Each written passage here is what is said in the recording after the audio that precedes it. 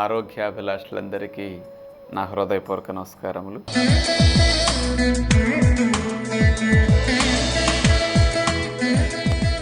ఈరోజు మనం త్రేన్పులు తగ్గాలంటే ఏం చేయాలో తెలుసుకోబోతున్నాం. త్రేన్పు రావటం అనేది ఆరోగ్య లక్షణమే. ఏదో 5, 10, 15 త్రేన్పులు వస్తాయి రోజుకి, అంతవరకు దోషమేమీ కాదు. కానీ 50, 100, 200 త్రేన్పులు రావటం, పెద్దగా రావటం, మనం ఇక్కడ త్రేన్పితే 5, 6 ఇళ్ళ అవతల వాళ్ళకి కూడా వాళ్ళ ఇంట్లో ఉన్నారన్నమాట అని అర్థం చేసుకున్నట్టు వస్తున్నాయి అనుకోండి, అది ఒక రోగం. సహజంగా ఆహారాన్ని అరిగించేటప్పుడు కొన్ని గ్యాసెస్ విడుదలవుతూ ఉంటాయి. ఆ విడుదలైన గ్యాసెస్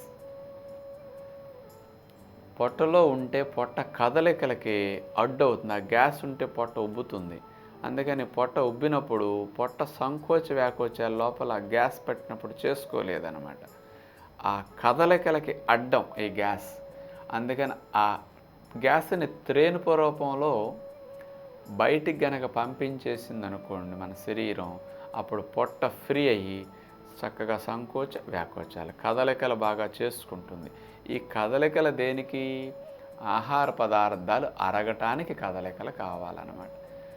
లోపల ఉన్న ఆహార పదార్థాలు, అంచులమట ఊరే రసాలు, ఈ రెండు బాగా కలవాలి అంటే ఈ కదలికలు ఉండాలి. అందుకని పొట్ట ఆటోమేటిక్గా అట్లా కదలికలు చేసుకుంటుందన్నమాట.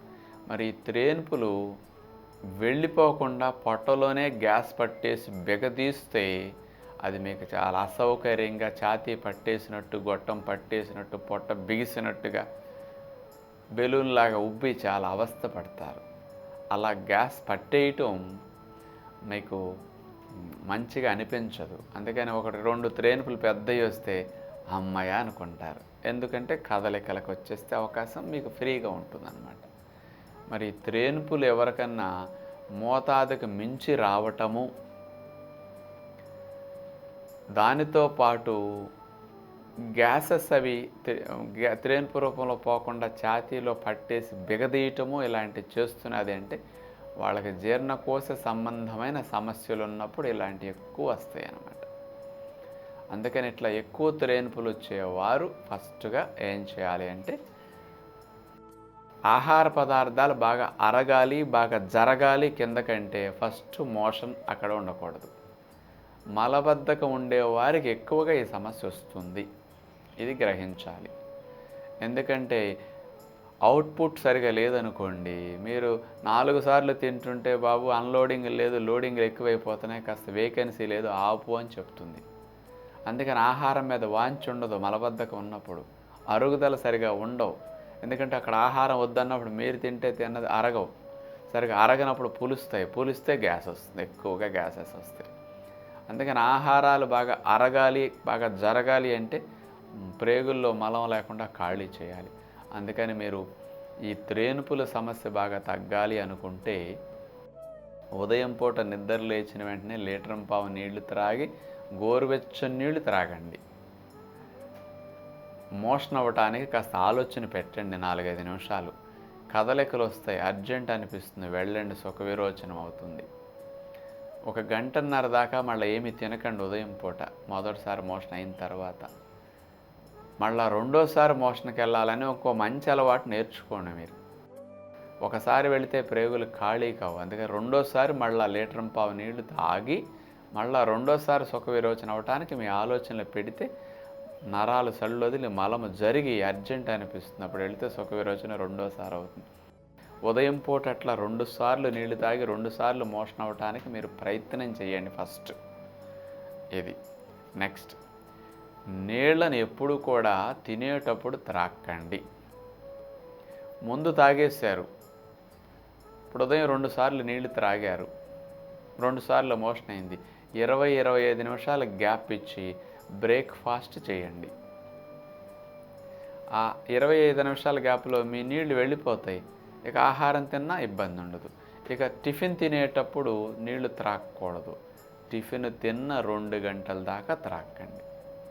ఈ 2 గంటల సమయం ఎందుకంటే మీరు తిన్న టిఫిన్ సరిగా జీర్ణాద రసాలతో కలిసి ఆహారం పూర్తిగా జీర్ణమవ్వటానికి అవకాశం ఉంటుందన్నమాట. ఈలోపు నీళ్లు తాగితే జీర్ణాద రసాలు పల్చగా అయిపోయి యాసిడ్స్ పల్చగా సరిగా అరగవు, అరగకపోతే నిలవ ఉంటాయి, నిలవ ఉంటే పులుస్తాయి, పులిస్తే గ్యాస్ వస్తుంది. అందుకని ఆహారాలు త్వరగా సవ్యంగా అరగాలి అంటే నీళ్ళని తినేటప్పుడు తాకండి. తిన్న 2 గంటల తర్వాత నీళ్లు తీసుకుని అప్పుడో గ్లాస్, అప్పుడో గ్లాస్, అప్పుడో గ్లాస్, అలా 3-4 గ్లాసులని 3-4 అంచెలుగా త్రాగండి.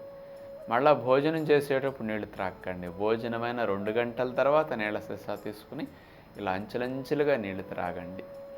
ఇలా ఉంటే డైజెస్టివ్ సిస్టమ్ చాలా హెల్దీగా పనిచేస్తుంది అన్నమాట. చాలా సుఖంగా అనిపిస్తుంది మీకు జీర్ణకోశంలో ఇలా గనక మీరు మార్చుకుంటే. ఇది రెండవది చెయ్యండి. మూడవది, భోజనాన్ని గటగట మింగేయకండి. ఊరికి 5 నిమిషాల్లో ఏదో గరాటు పెట్టి పోసేసినట్టుగా యాంత్రికంగా ఉండకూడదండి.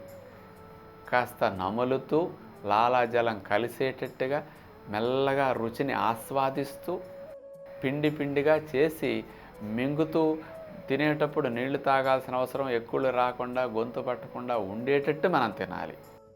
ఎప్పుడైతే మీరు స్లోగా నమిలి బాగా తింటున్నారో లాలాజలం బాగా ఉత్పత్తి అవుతుంది నోట్లో, అలాంటప్పుడు మీ ఆహారాలు పొట్టలో త్వరగా జీర్ణమవుతాయి, సరిగా జీర్ణమవుతాయి. అప్పుడు గ్యాసెస్ ఉత్పత్తి సహజంగా తగ్గుతాయి. మీరు నమలకుండా మింగేసి నీళ్లు పోసేసారనుకోండి, అక్కడ సరిగా అరగవు. అరగని ఆహారాలన్నీ గ్యాస్ని ఎక్కువ ఉత్పత్తి చేస్తాయి. ఇదన్నమాట. అందుకని బాగా భోజనాలు ఎప్పుడు తిన్నా నమిలి తినండి త్రేన్పులు తగ్గాలి అంటే. నెక్స్ట్, ఈ త్రేన్పులతో ఇబ్బంది పడేవారు గ్యాసెస్ కొంచెం బాగా తగ్గాలంటే ఒక 10-15 రోజుల పాటు మీ ఆహారపు అలవాట్లు ఎలా ఉండాలి అంటే, ఉదయం పూట బ్రేక్ఫాస్ట్లో ఒట్టిగా పండ్లే తినండి. అది మీకు గ్యాస్ ట్రబుల్ ఉండి షుగర్ వ్యాధి ఉన్నా కానీ తినండి, ఏమీ కాదు. ఇక్కడ బొప్పాయి, కర్బూజా, పుచ్చకాయ, కాస్త ఒక అరటిపండు, యాపిల్ పండు, ఇలాంటివి తియ్యటి పళ్ళు తింటే తేలిగ్గా డైజెషన్ అవుతాయి, గ్యాసెస్ ఉత్పత్తి కావు, వీటికి హాయిగా అనిపిస్తుంది. బ్రేక్ఫాస్ట్లో ఒక 10-15 రోజులు ఓన్లీ ఫ్రూట్స్ ఇలాంటి తియ్యటివి.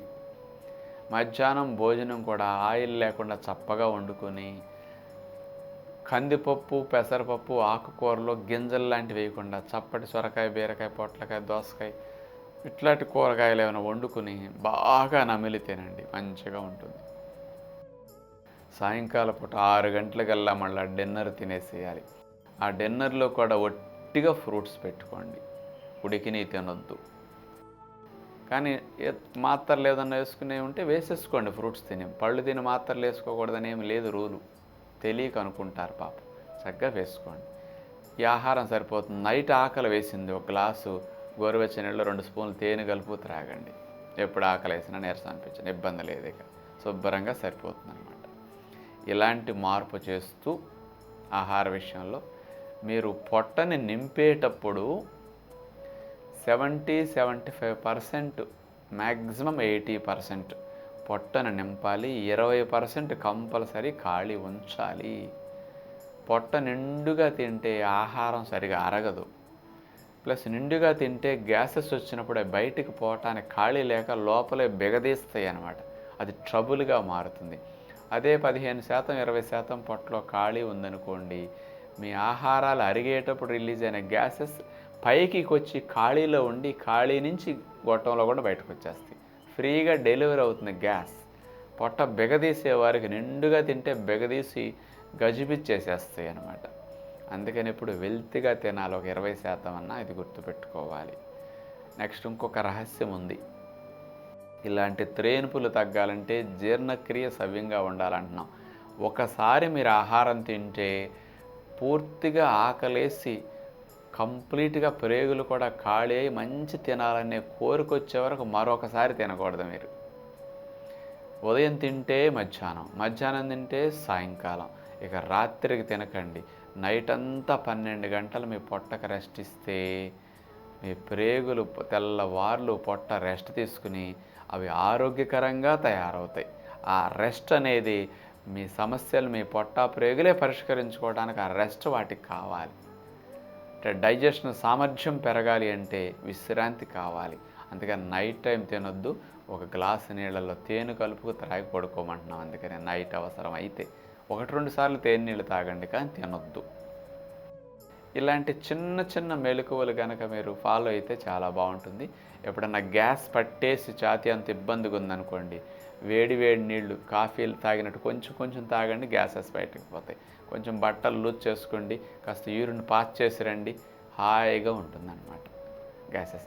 మరీ పట్టేస్తే ఛాతీకి ఎప్పుడైనా కాస్త వేడి నీళ్ళ కాపడం పెట్టుకోండి. ఛాతీలో గ్యాస్ పట్టేస్తే హాయిగా త్రేన్పుల రూపంలో వెళ్ళిపోతాయి అన్నమాట. ఇలాంటి చిన్న చిన్న మెళకువలను మీరు ఫాలో అయితే మందులు అవసరం లేకుండా కూడా ఈ గ్యాస్ ట్రబుల్ని, అంటే త్రేన్పుల్ని ముఖ్యంగా తగ్గించుకోవచ్చు అన్నమాట. మీరు ఇట్లా చేస్తారని విజ్ఞప్తి చేస్తూ అందరికీ సెలవు. నమస్కారం.